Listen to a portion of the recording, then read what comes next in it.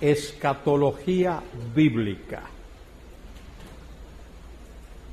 Alguien me preguntaba algo sobre la cuestión de la escatología, y como es una palabra que no se usa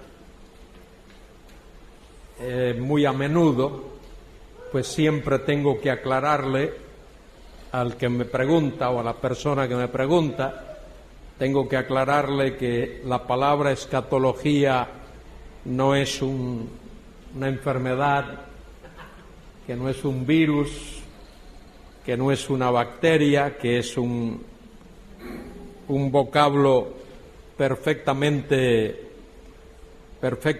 correcto en la palabra de Dios, y se usa varias veces en algunos pasajes de la Biblia, se usa varias veces. Vamos a ver si le damos señal aquí a esto ahora. Y digo que se usa, no es un vocablo extraño, viene de la palabra eschatos. Eschatos significa últimas cosas. Mire qué sencillo. Últimas cosas es lo que significa esa palabrita. Y escatología, la terminación, esa logía, pues significa el estudio de manera que escatología sería el estudio de ¿qué? Las últimas cosas, algo, pero diríamos, para castellanizarlo mejor, de los acontecimientos finales. El estudio de los acontecimientos finales. Y muy bien, ahí tenemos asistentes de todo lo que haga falta. ¿Qué significa escatología? ¿Qué significa? ¿Qué significa? El estudio de los acontecimientos finales, de las cosas que van a ocurrir en los postreros tiempos, en los postreros días. Y eso es muy importante para nosotros. Y quiero aclarar que es importante no para que nuestra cabeza esté llena de conocimiento. Es importante estudiar esto no para que podamos vanagloriarnos de que ahora sabemos un poquito más. ¿Por qué debemos estudiar los acontecimientos finales que se relacionan con la segunda venida de Cristo a la tierra? ¿Por qué debemos de invertir tiempo en eso? ¿Alguien puede contestarme esa pregunta?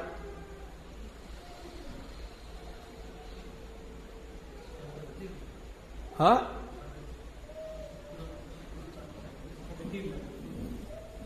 ¿Por qué debemos de estudiar lo que vamos a estudiar? ¿Por qué debe un cristiano saber, estudiar asiduamente, diariamente, el tema de los postreros tiempos, particularmente aquello que se relaciona con la venida del Señor? ¿Por qué? Tiene esta esperanza, se purifica a sí mismo. Entonces, ¿por qué debemos de estudiarlo? Para nuestra propia edificación. ¿Para qué? Para vivir a la luz de esa verdad. Bueno, yo quiero algo concreto. El señor Manuel casi le pegó al clavo en la cabeza.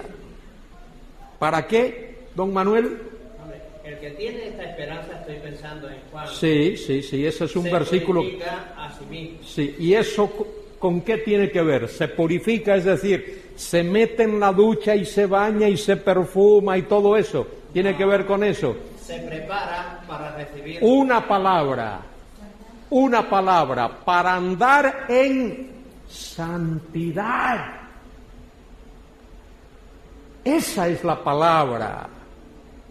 Y mire, si algo falta hoy en el pueblo de Dios, en la mayoría de los creyentes, es un deseo ferviente de vivir en santidad.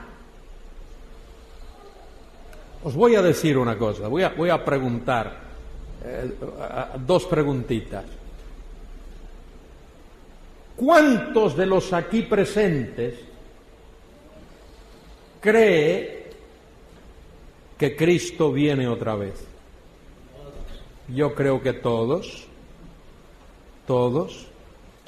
creemos que Jesucristo viene y creemos que Él viene pronto.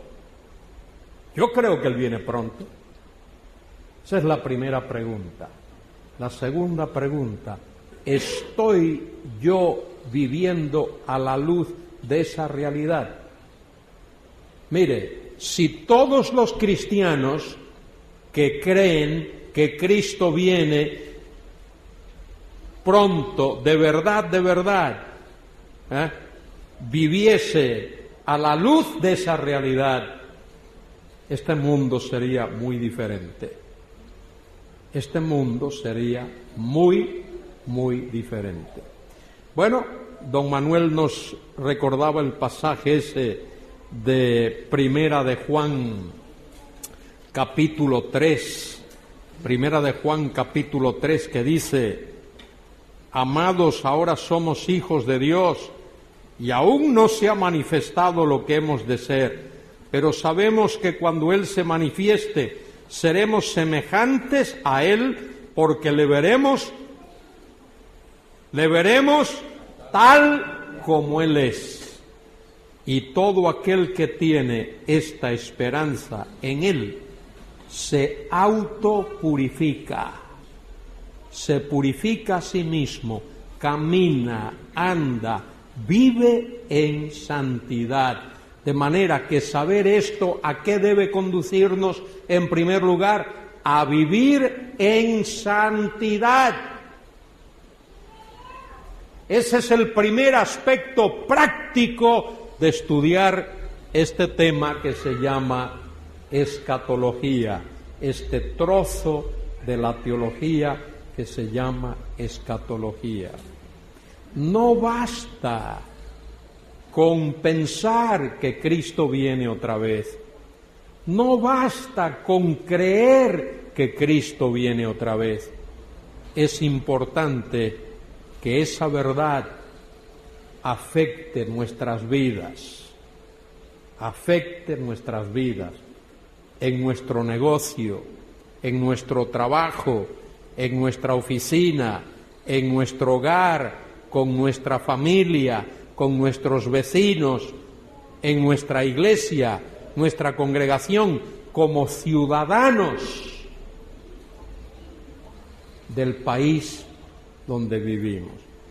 Y otro pasaje más, segunda epístola de Pedro, capítulo 3. Dice Pedro, segunda de Pedro 3,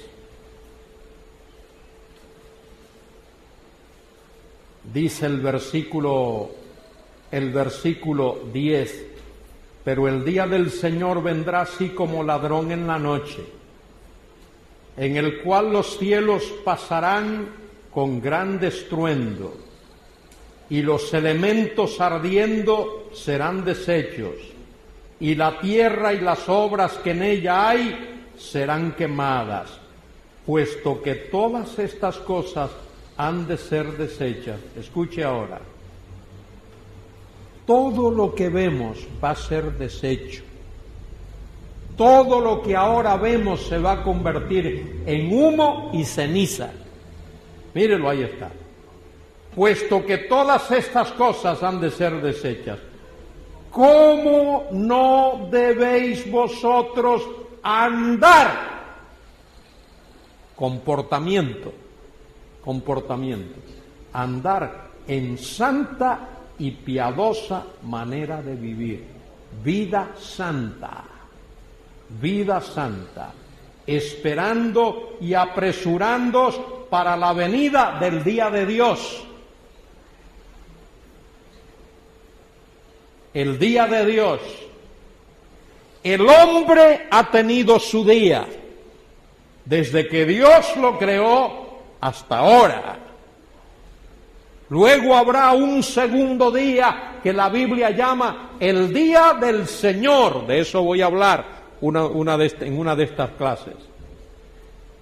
El día del Señor, y luego viene el día de Dios. Esos 3 días se mencionan en la Biblia: el día del hombre, el día del Señor, el día de Dios, en el cual los cielos, encendiéndose, serán deshechos y los elementos, siendo quemados, se fundirán. Pero nosotros esperamos, según sus promesas, cielos nuevos y tierra nueva, en los cuales mora la justicia. Y dice Pedro: por lo cual, oh amados, estando en espera de estas cosas, procurad con diligencia ser hallados por Él sin mancha e irreprensibles en paz. Sin mancha, irreprensibles en paz. Entonces, lo que quiero para comenzar es que entendamos que esto que vamos a estudiar, estas 10 horas de estudio que vamos a invertir, estos temas que vamos a considerar, deben de ser como escalones, como gradas, que nos deben de llevar a una relación más cercana con el Señor, a caminar, a andar en santidad. Y si esto no lo hace, nada lo va a hacer. Si el saber, entender, creer de verdad que Cristo viene otra vez, no nos lleva, no nos conduce a vivir vidas santas, nada lo va a hacer. Pablo habla en 2 Timoteo 4:8, de la corona de justicia. Dice que el Señor, juez justo, me dará a mí, y no solo a mí, sino a todos aquellos que aman su venida. Todos aquellos que aman su venida. De nuevo repito, es importante guardar esa dimensión, tenerlo bien presente. Yo doy gracias a Dios por los hombres que Dios usó para enseñarme estas cosas de su palabra. Hombres de nuestras asambleas, hombres fieles a la palabra. Tuve un profesor que está con el Señor ya desde hace algunos años, el doctor Woodring.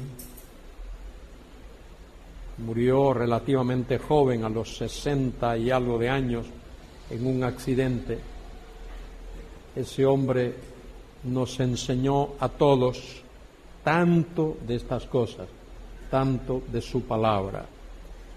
Y estudié en el seminario en Dallas con el doctor Pentecost. Él fue mi profesor, mi consejero de tesis, mi amigo. Hace unos meses, pocos meses, hablé con él por teléfono, lo invité a que viniera por acá. Me dice: ya no estoy viajando, creo que acaba de cumplir 90 años, nada más.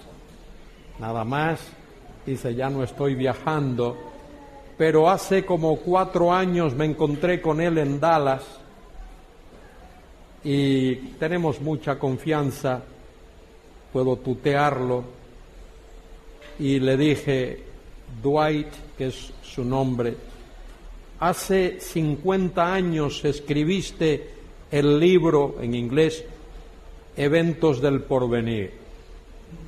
50 años. Le digo, ¿cuánto de lo que está en ese libro has cambiado? ¿Cuánto de lo que escribiste hace 50 años ahora cambiarías? Con sus ojitos azules parpadeó 2 o 3 veces y me miró y me dijo en inglés, not one iota, ni una jota. Ni una jota, dice, lo mismo que escribí hace 50 años, lo podría escribir ahora mismo. Y entre paréntesis, está enseñando esa asignatura en Dallas, porque algunos de los profesores allí en Dallas como que están un poquito titubeando en algunas cosas, y a él le asignaron enseñar el curso, la materia, la asignatura de escatología bíblica y usar su libro de texto.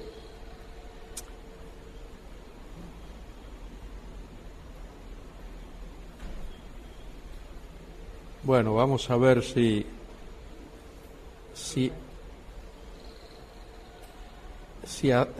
hacemos funcionar esto, que yo hace algún tiempo que no lo he usado. Seguro que va a funcionar. Ahora, estos son los temas de estudio, los temas que vamos a estar estudiando y que vamos a considerar durante estos días. Son poquitos temas. Israel, la nación de Israel, muy importante en la profecía bíblica, el pacto abrahámico, el pacto mosaico, el pacto que Dios hizo con la nación de Israel,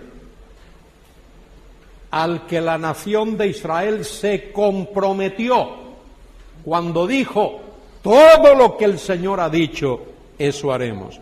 El pacto davídico, el pacto que aparece en el segundo libro de Samuel, capítulo 7, y el pacto nuevo que aparece en Jeremías 31. Esos temas los vamos a estudiar. La Iglesia, en el plan eterno de Dios, en profecía, su inauguración, su definición, todo eso lo vamos a estudiar durante estos días. Y aquellos que tienen sus notas ahí, pues pueden ir buscando, para darle el primer repasito al pacto abrahámico. Mientras buscáis eso ahí en vuestras notas,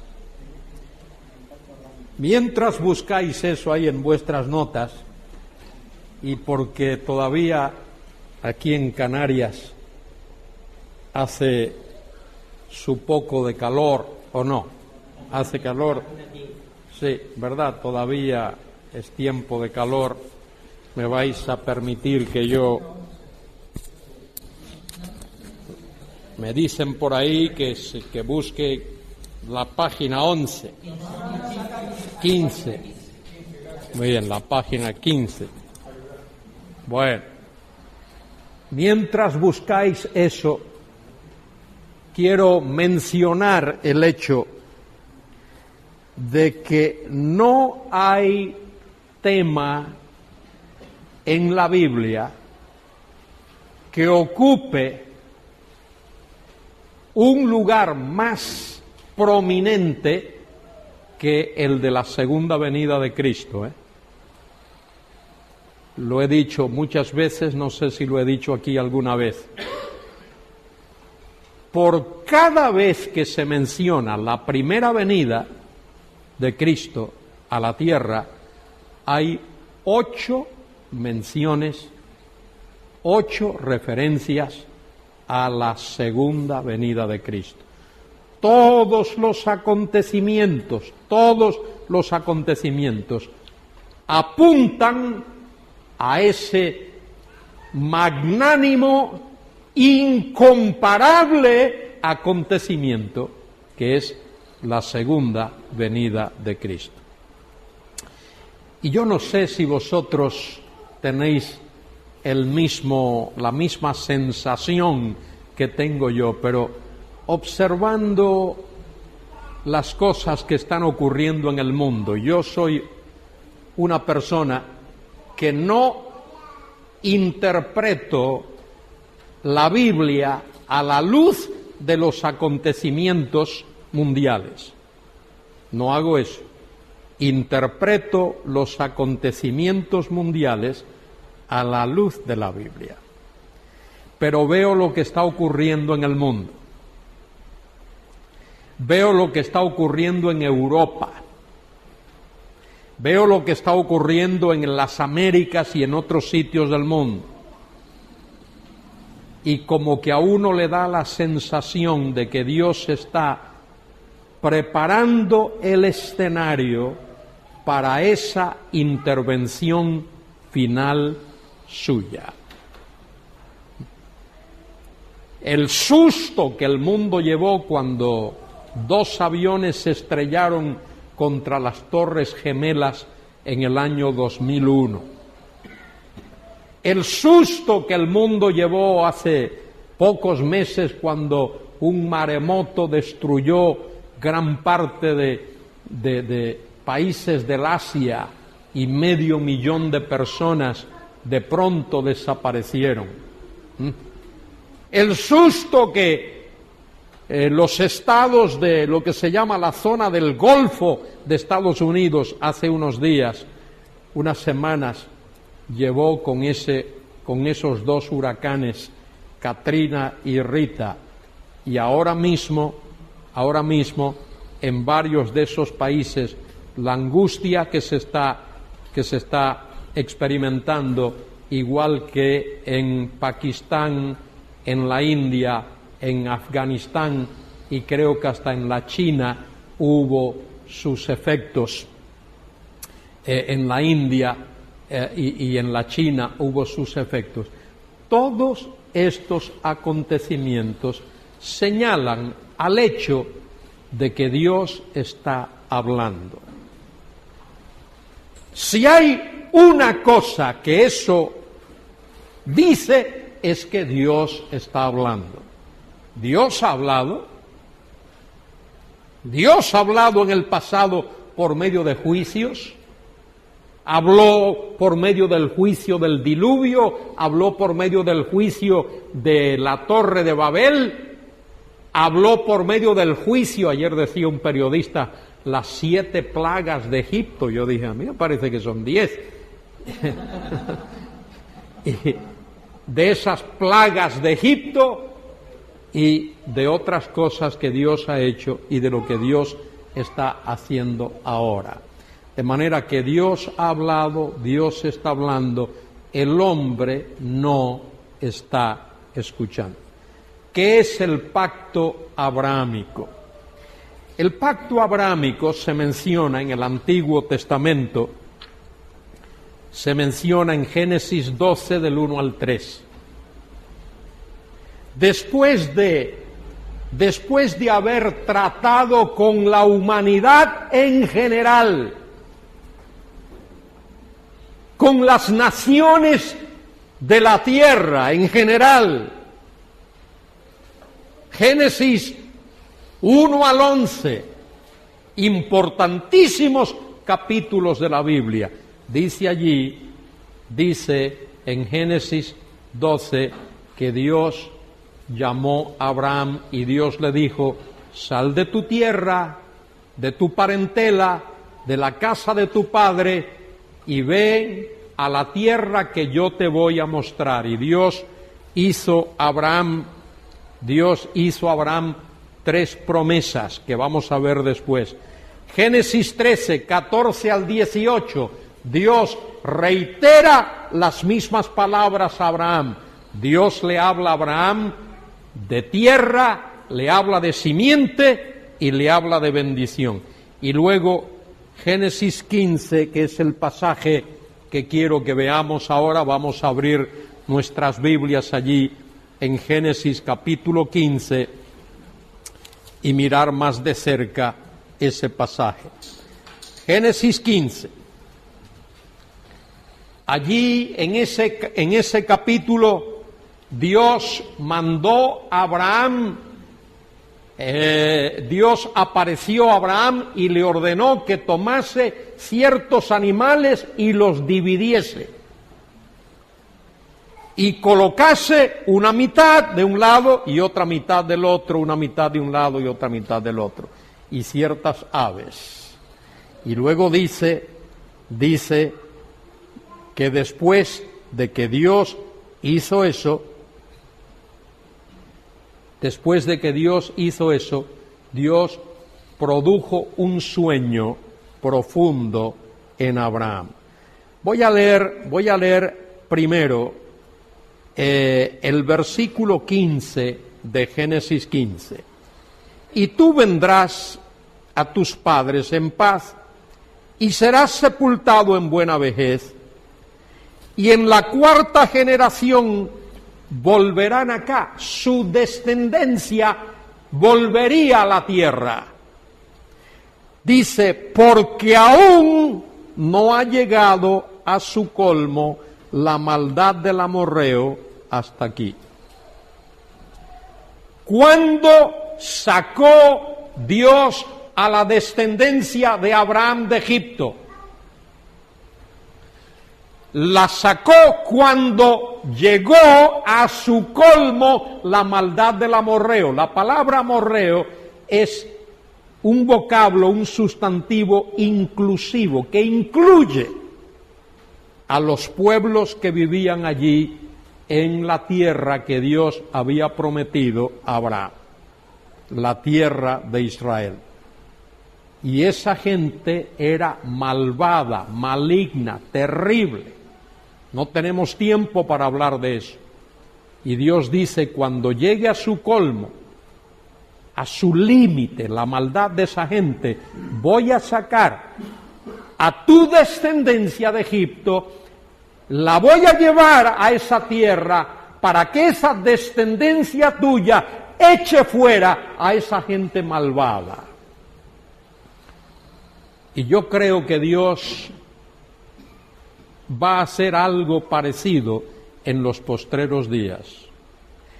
El mundo en el que vivimos está en un estado terrible de corrupción y de maldad y de violencia. Vivimos en un mundo, diríamos en nuestro castizo, desalmado. Y cuando la maldad de este mundo llegue a su colmo, de esta generación en la cual nosotros vivimos, Dios va a sacar a su pueblo de aquí. Dios va a sacar a su pueblo de la tierra, porque Él va a intervenir como lo hizo en los tiempos cuando Israel ocupó la tierra de Israel. Sigo leyendo el pasaje. Dice allí,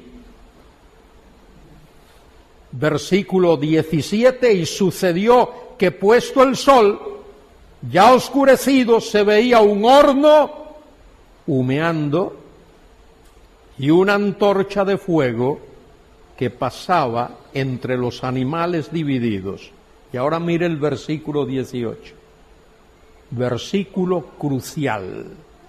En aquel día hizo Jehová un pacto con Abraham.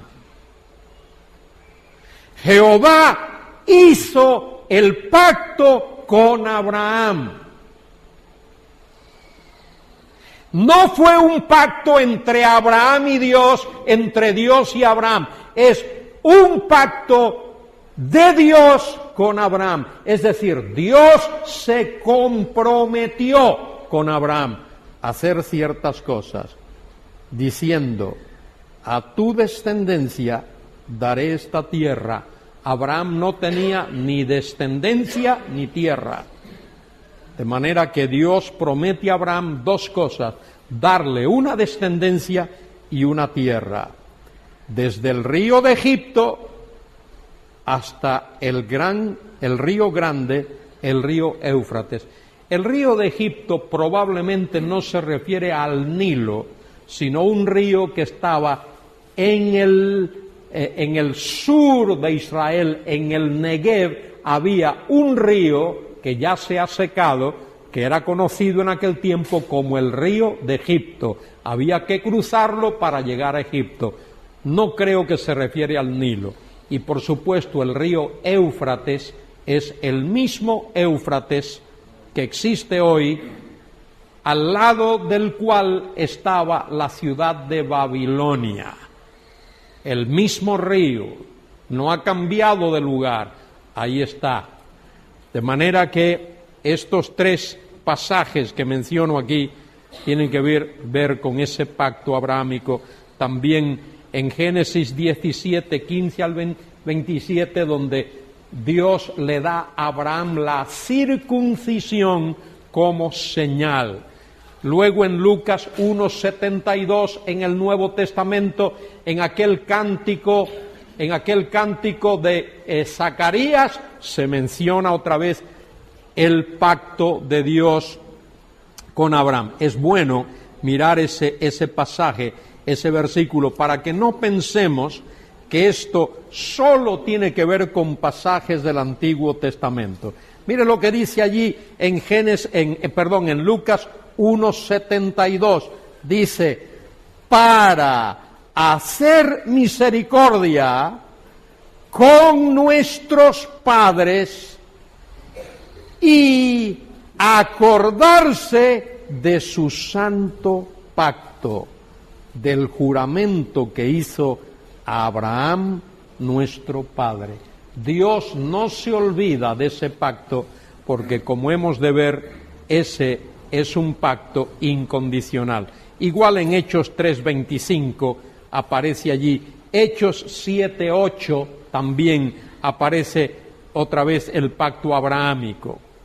Allí aparece de nuevo ese pacto, porque es pacto crucial para comprender todo el plan de Dios, todo el programa de Dios en la Biblia. Todo el programa de Dios. Es más, el Evangelio según San Mateo, que introduce la genealogía de Cristo, comienza con estas palabras: libro de la genealogía de Cristo, hijo de David, hijo de Abraham. De manera que ahí se recuerda otra vez el pacto abrahámico. Luego Dios dio el pacto mosaico. Cuando el pueblo de Israel salió de Egipto, Dios lo sacó de Egipto con mano poderosa, fuerte, brazo extendido. Dios llevó a ese pueblo al monte Sinaí y allí le dio la ley, y el pueblo se comprometió con Dios. Éxodo 19, Éxodo 24, el pueblo se comprometió a cumplir todo lo que Dios le había mandado. Éxodo 19, 8.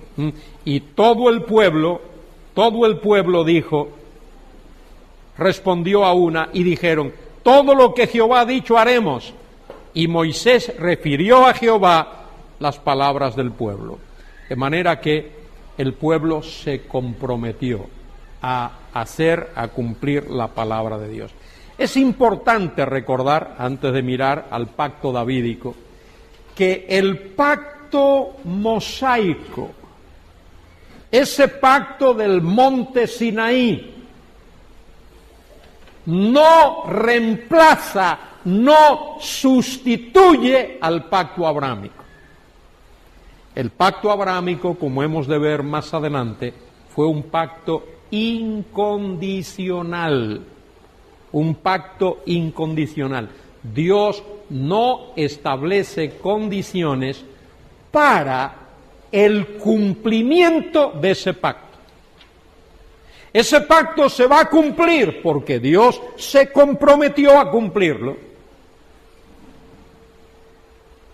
Lo único que tiene que ver con ese pacto que relaciona al hombre es el cuándo se va a cumplir. El cuándo. No su cumplimiento en sí, sino el cuándo. De eso también hemos de hablar. Ahora, el pacto davídico. Hemos mencionado el pacto abrahámico, el pacto mosaico y ahora el pacto davídico. Muy importante. Segundo libro de Samuel,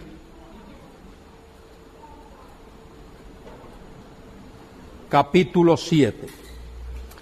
Segundo libro de Samuel, capítulo 7, versículo 12. Dios le dice a David: y cuando tus días sean cumplidos y duermas con tus padres, yo levantaré después de ti a uno de tu linaje, el cual procederá de tus entrañas, y afirmaré su reino.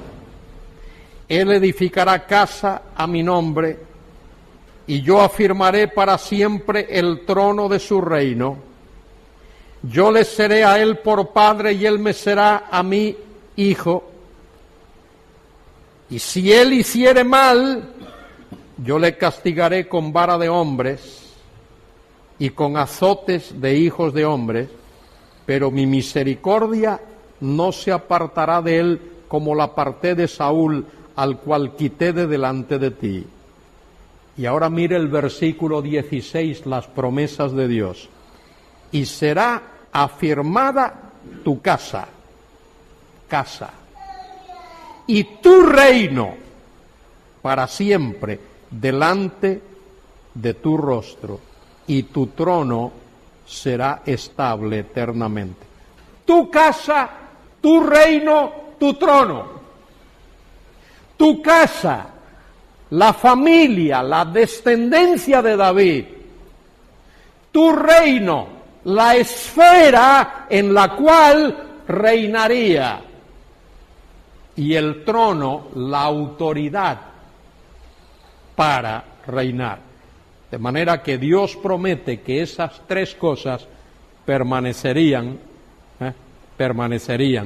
y Dios establece los preceptos del pacto. David tendría un hijo, aún no nacido, que le sucedería en el trono y establecería su reino.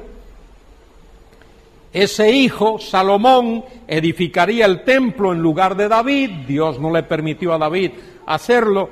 El trono de su reino sería estable para siempre. El trono no le sería quitado a Salomón, aun cuando sus pecados justificasen el castigo. Y sabemos que Salomón hizo cosas terribles delante de Dios. La casa de David, el trono y el reino serían establecidos para siempre. Y es importante recordar eso, muy importante recordar eso, porque eso lo vemos en la promesa que Dios hace en el Nuevo Testamento. Antes de mirar el pasaje del Nuevo Pacto, los pasajes, es bueno recordar la promesa que Dios hizo a María cuando ella supo que estaba embarazada por intervención del Espíritu Santo. Lucas capítulo 1, versículos 30 al 32. Dice el texto allí: entonces el ángel, Lucas 1:30, entonces el ángel le dijo a María: no temas, porque has hallado gracia delante de Dios, y ahora concebirás en tu vientre, y darás a luz un hijo, y llamarás su nombre Jesús. Y ahora mire, versículo 32, mire qué promesas ahí. Este será grande, ¿Se cumplió eso, sí o no? ¿Se cumplió? ¿Cómo se cumplió? ¿Figuradamente, metafóricamente o literalmente? Se cumplió literalmente. Este será grande. Será llamado Hijo del Altísimo. ¿Eso se cumplió literalmente, sí o no? Seguro que sí. Ahora dice, y el Señor Dios le dará el trono de David su padre. Eso no se ha cumplido todavía. Pero si los otros dos preceptos de esa promesa se cumplieron literalmente, es de esperarse y es justificable hermenéuticamente que esa tercera promesa se cumpla también literalmente. ¿Qué más dice? Mire lo que dice. El Señor Dios le dará el trono de David su padre, versículo 33, y reinará sobre la casa de Jacob. La casa de Jacob es la nación de Israel. Reinará sobre la casa de Jacob para siempre. Eso no se ha cumplido todavía. Y su reino no tendrá fin. Eso no se ha cumplido todavía. Aquellos que no creen en un reinado literal del Mesías, cuando llegan a ese versículo, o lo alegorizan o sencillamente lo pasan por alto. No le prestan atención. No le prestan atención. Entre las cosas que nos leía el hermano Rodríguez al principio, nos alertaba al hecho de que hay diferencias y hay diferencias de opinión y de criterios sobre estos temas escatológicos, y algunos se preguntan, bueno, si tenemos la misma Biblia y si estas personas que difieren dicen que creen la Biblia, ¿por qué hay esas diferencias?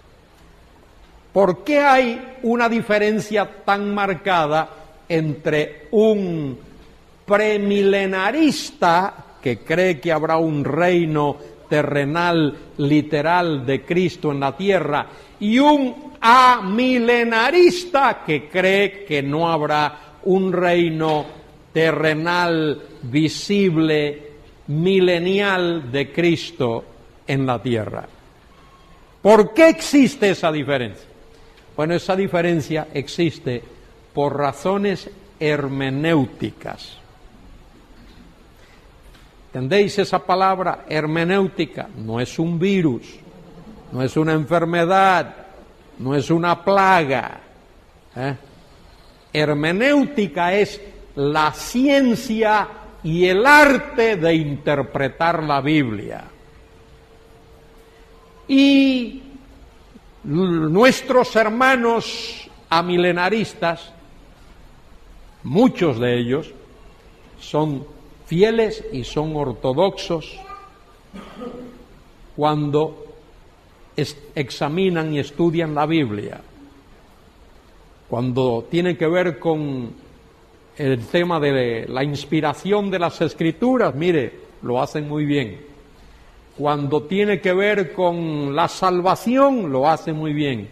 Cuando tiene que ver con la doctrina del pecado, lo hacen muy bien. Y así varias, pero cuando tiene que ver con dos temas bíblicos, uno, la doctrina de la Iglesia, y el otro, la doctrina de la escatología, esto que estamos estudiando, ahí fallan. Interpretan literalmente la doctrina de la salvación, la doctrina de la inspiración de las Escrituras, la doctrina del pecado, la doctrina de Satanás y los ángeles, y así. Pero cuando llegan a la doctrina de la Iglesia, alegorizan. Y cuando llegan a la doctrina de la escatología, de los acontecimientos finales, alegorizan. Y en un sentido hay una razón histórica de por qué hacen esto. En un sentido hay una razón histórica de por qué hacen esto. Los seres humanos no nos gusta esperar. Yo soy uno que no me gusta esperar. Me desespero cuando tengo que esperar. Y me desespera cuando sé que alguien me está esperando. No me gusta. Y en la historia bíblica eso se ha repetido. Dios le prometió a Abraham que le iba a dar una simiente, pero Dios se demoraba y Sara se puso inquieta y Abraham tomó a Agar y ya sabéis lo que ocurrió. Dios le dijo a través de Samuel, le dijo a Saúl: no te corresponde a ti oficiar como sacerdote, pero Saúl no quiso esperar y lo hizo y ya sabéis lo que ocurrió. Y así ha habido muchos casos en la Biblia en que por el hombre, por la desesperación del hombre, por no esperar, se han cometido errores. Mire, hermanos amados, Dios ha prometido que la simiente de Abraham, la nación de Israel, permanecerá para siempre. Que esa simiente, esa estirpe, descendiente de Abraham a través de Isaac y de Jacob, esa descendencia, esa simiente, nadie la podrá destruir. Algunos lo han intentado, como bien sabéis, desde épocas inmemoriales, pero no han sido capaces. En el año 70, Dios judicialmente intervino para que los romanos capturasen y destruyesen la ciudad de Jerusalén.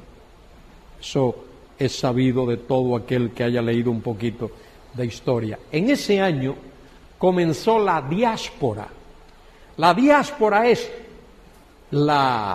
el exilio, el pueblo judío esparcido por toda la faz de la tierra. Comenzó en el año 70, en el siglo I, a finales del siglo I. Y pasó el siglo II y el tercero y el cuarto y el quinto y el sexto y el séptimo y el 14 y el 15 siglo. En el siglo XVI tiene lugar la Reforma. Lutero, Calvino, Zwinglio, etc. Esos hombres eran estudiosos de la Biblia. Estudiaban la Biblia. No se le puede quitar ese mérito. Pero esos hombres perdieron de vista eso que mencioné antes, el no esperar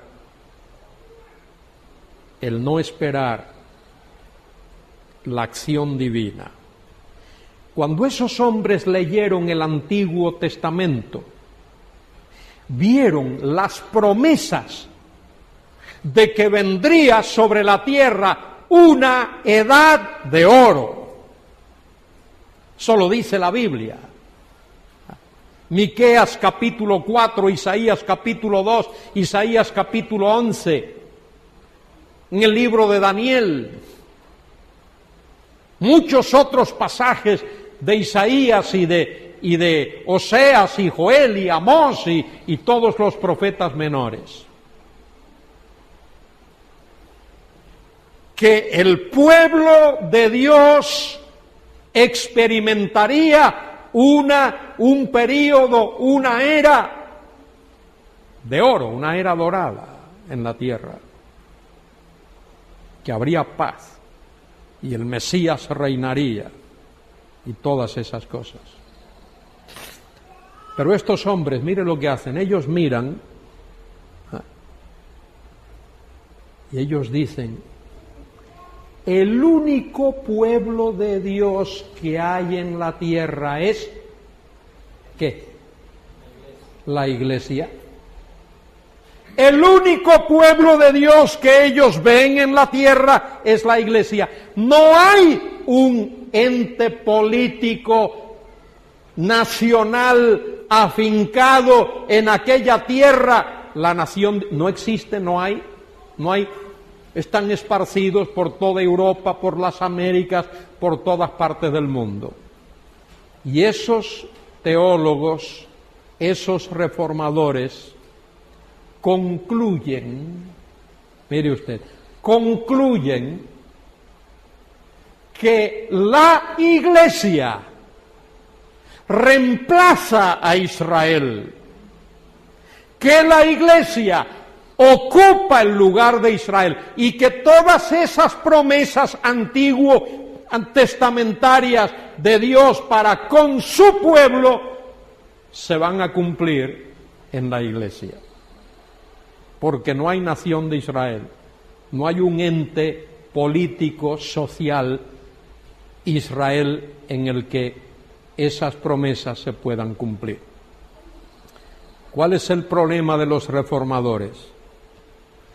Que no vivieron hasta el 15 de mayo del 1948. Si hubiesen vivido hasta el 15 de mayo del 1948, no hubiesen dicho ni hubiesen escrito las cosas que escribieron. Porque ese día se constituyó en la tierra, que es la tierra de Israel, el ente político que se llama la nación de Israel.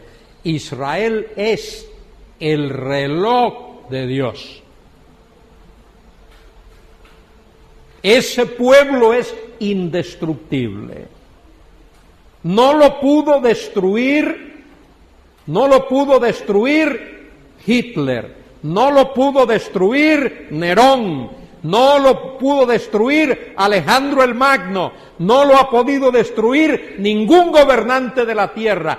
Y en los postreros días el anticristo va a intentar destruir al pueblo de Israel.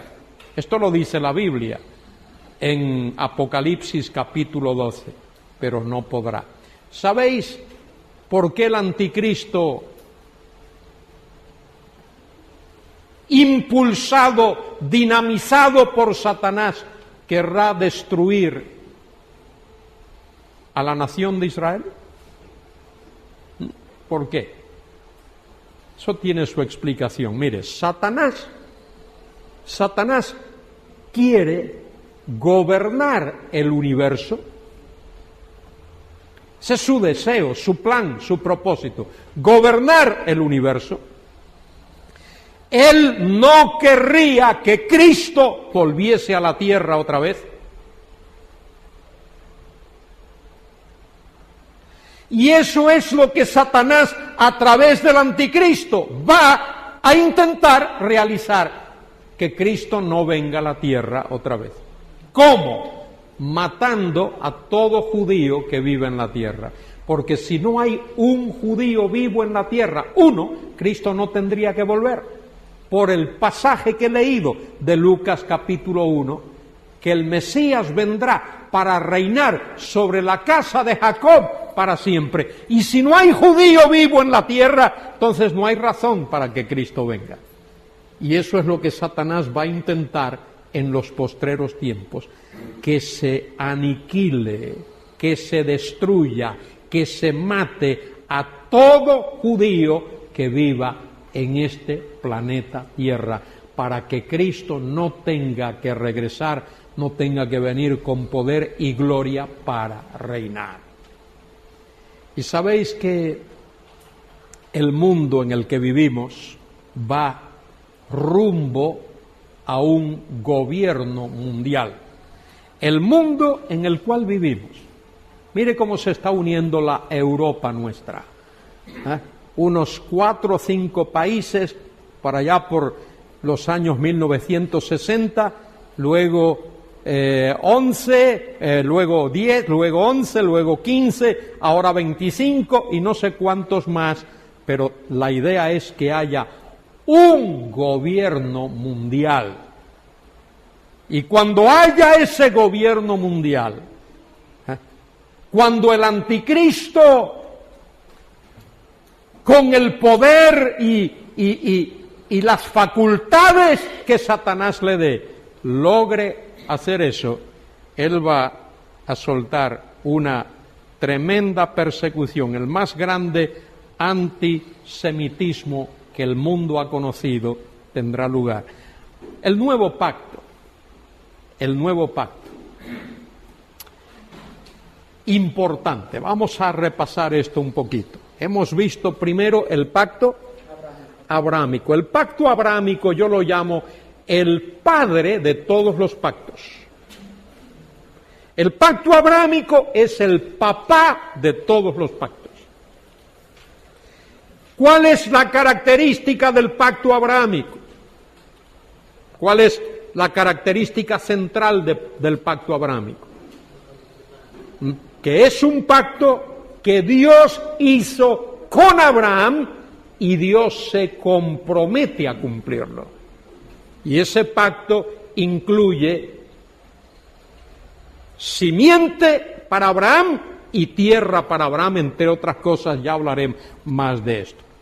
Luego viene el pacto mosaico. El pacto mosaico no reemplaza al pacto abrahámico. El pacto mosaico es paralelo con el pacto abrahámico, porque el pacto abrahámico es para siempre, es un pacto incondicional. El pacto mosaico es un pacto condicional que tuvo un comienzo y ha tenido un fin. El fin del pacto mosaico es la muerte de Cristo en la cruz del Calvario. El fin de la ley es Cristo para justicia a todo aquel que cree. Luego tenemos el pacto davídico. El pacto davídico se deriva del pacto abrahámico. El pacto davídico es parte fundamental del pacto abrahámico, porque en Génesis 17 Dios promete a Abraham que le va a dar reyes, que reyes saldrán de sus lomos. De manera que el pacto davídico se relaciona estrechamente con el pacto abrahámico. Y en Génesis 49:10, Jacob, antes de morir, bendice a sus hijos, y cuando le toca bendecir a Judá, le dice esto, Génesis 49:10, el cetro no se apartará de Judá, ni el dador de la ley de entre sus pies, hasta que venga Silo. Silo se refiere al Mesías. El pacto nuevo es también parte integral del pacto abrahámico, porque el pacto nuevo tiene que ver con bendición. Cómo Dios a través del Mesías trae bendición, a través de la sangre derramada en la cruz del Calvario. Este es el nuevo pacto en mi sangre que por vosotros es derramado. Jeremías 31, 27 al 30, Jeremías 20, 8 y 9, ahí tenéis esos pasajes, y también Jeremías 31, 33, muy importante ese versículo profético, Jeremías capítulo 31 y versículo 33, que paso a leer. Pero este es el pacto que haré con la casa de Israel después de aquellos días, dice Jehová.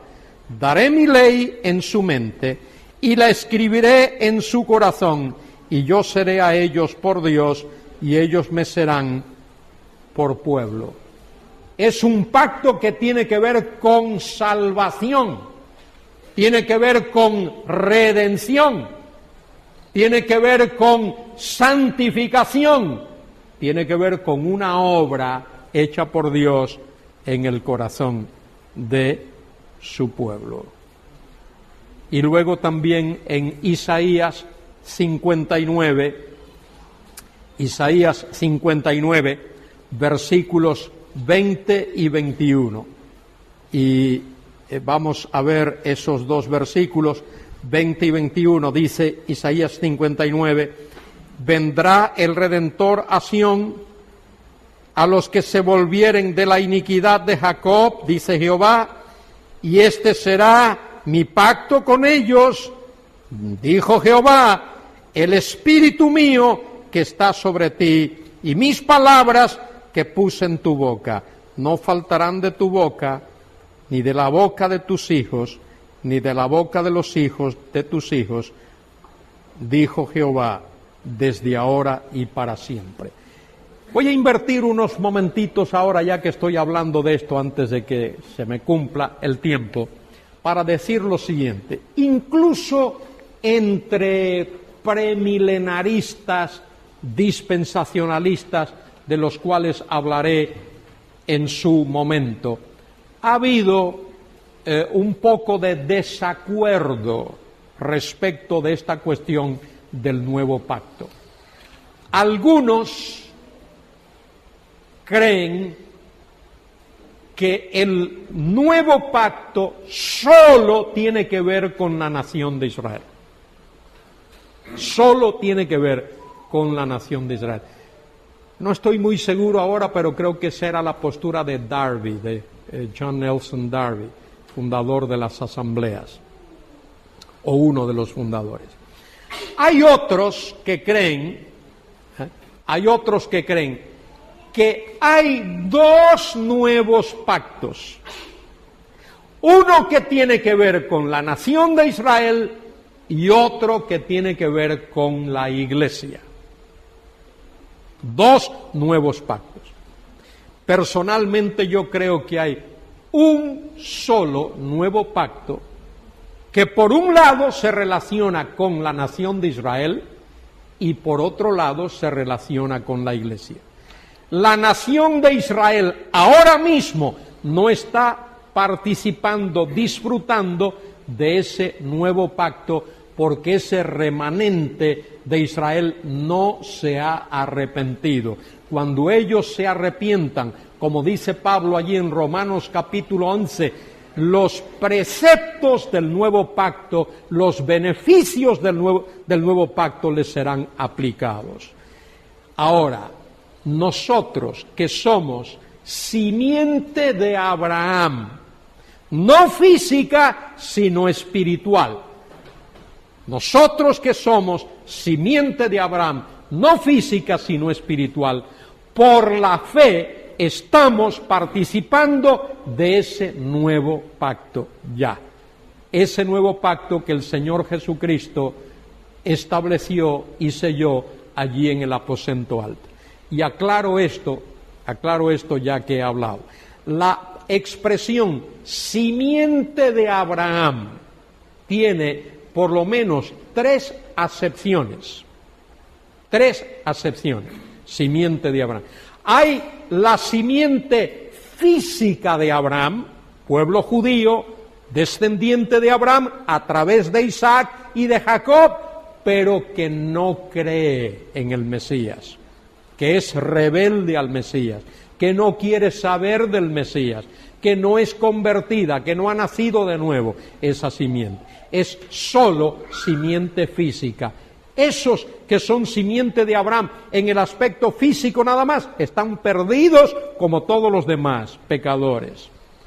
Segunda acepción, hay aquella simiente física de Abraham que ha puesto su fe en el Mesías, de manera que es simiente física y al mismo tiempo simiente espiritual. Esos son los que Pablo llamaría judíos completos en Romanos capítulo 2. Esa es la idea del judío completo. Es judío completo porque no solo es simiente física de Abraham a través de Isaac y de Jacob, sino que se ha identificado con el Mesías como su Salvador. Y luego la tercera acepción de la palabra, estamos nosotros los gentiles, que no somos simiente física de Abraham, porque no descendemos de Abraham a través de Isaac y de Jacob, pero tenemos la misma fe de Abraham.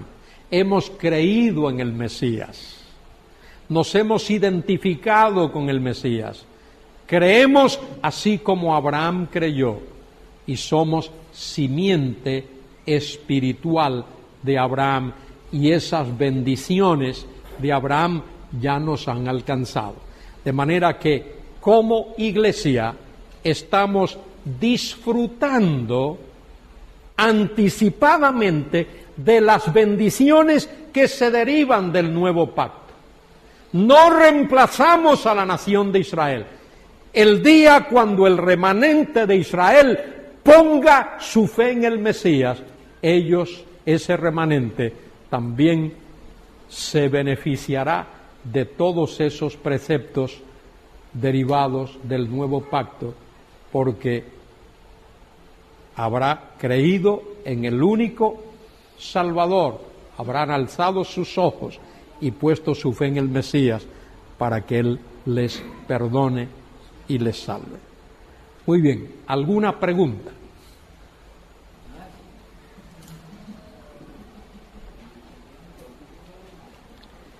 Mientras lo pensáis, solo quiero decir que habrá algunas cosas que están aquí en el manual que, debido al número de horas que tenemos a nuestra disposición, no nos será posible analizar, pero si vosotros leéis algo que queréis consultar, que queréis, pues habrá un tiempo para preguntas y podemos hablar de eso. El regreso de Israel a la tierra, digamos, desde un poquito antes del año 48, después de terminada la Segunda Guerra, y de ahí para acá, ese regreso de Israel no cumple las profecías de las bendiciones futuras, porque ellos han regresado a la tierra en incredulidad. La mayoría de los judíos que viven ahora en la tierra de Israel son inconversos, incrédulos, agnósticos, e incluso algunos de ellos son ateos. Lo que yo veo personalmente es que habrá una diáspora, un éxodo futuro de Israel todavía. Tal vez nosotros, la Iglesia, ya no esté aquí, pero en ese periodo entre el rapto de la Iglesia y el comienzo de la gran tribulación puede haber una invasión de la tierra de Israel, y un desalojo de la mayor parte de esos judíos de la tierra, o que ellos pierdan gran parte de esa tierra y solo se quede un puñado de ellos allí en la tierra. Cuando ellos regresen en los postreros días, justo antes de la venida del Mesías a la tierra, entonces ellos regresarán creyendo. El remanente regresará creyendo porque habrá puesto su fe en el Mesías. Esto lo expliqué hace poco en cierto lugar. Yo creo que habrá un período que puede ser de 15, de 20, de 25 años, hay quien ha dicho hasta de 35 años, entre el rapto de la Iglesia y el comienzo de la gran tribulación. No es que la Iglesia es arrebatada hoy, mañana comienza la gran tribulación. Puede tardar 5, 10, 15, 20 años, porque la tierra, cuando digo la tierra, las naciones de la tierra tienen que reequilibrarse, tienen que reestructurarse, tiene que haber una reestructuración de las naciones de la tierra después del rapto. Será millones de personas de este mundo las que desaparecerán, y el mundo no puede seguir campante como si nada hubiese ocurrido. Tiene que haber un periodo de reestructuración, y tiene que haber, hermanos, tomad nota de esto, tiene que haber un regreso a la prosperidad y al escenario de la vida social, política, comercial, financiera del mundo de Babilonia. Eso que hoy llamamos Irak, que está en guerra allí, ese territorio de Babilonia con su ciudad Babilonia, eso va a volver otra vez por sus fueros en esos días entre el rapto de la Iglesia y el comienzo de la gran tribulación. De eso vamos a hablar uno de estos días, no voy a decir cuándo, para que no anticipar acontecimientos. Sí. De todas maneras, hay judíos fuera de la tierra de Palestina, en número pues mucho más superior, Seguro. como para que pudieran volver aún en un supuesto de que no hubiera diáspora. Hay 16 millones, casi 17 millones de judíos en el mundo, de los cuales menos de 5 viven en la tierra. La mayoría de ellos viven en Nueva York y en ciudades donde hay mucho negocio, otros en la Argentina, hay judíos en todas las naciones de la tierra, hasta en el Japón, hasta en la China hay judíos, mire usted, y en las naciones del África, y en todas las naciones de América hay judíos, y en España hay judíos, y en toda la Europa nuestra hay judíos. Muy bien, si no hay ninguna pregunta más, pues terminamos aquí y espero que podamos continuar con alegría, con gozo y con deseos de estudiar y de aprender la palabra de Dios.